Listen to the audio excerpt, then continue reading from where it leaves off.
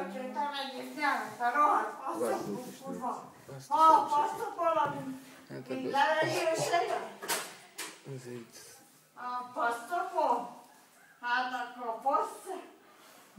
Szívjad, bassz meg. Szívjad. Hát fel sem tud elni olyan rész. Ja? Az nincsenek fél? Vagyok. Akkor majd... Nem vagyunk miért? Akkor majd, amikor kifejtsük ki nekem, akkor fejtsük ki nekem. De szerintláda, rohadt ócska, rohadt tetves kurva. Énekem még nem mondja, nem feszted ki senkit.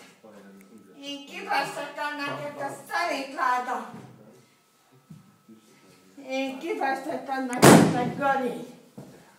Az még ez is lett volna. Az még ez is lett volna jó. A fejemre. Hölgyem, hagyja már a bassz.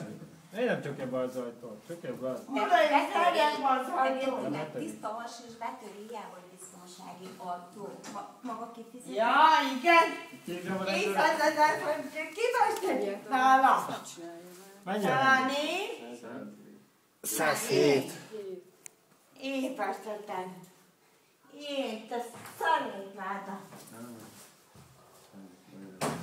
A kurva anyába, te rohadék.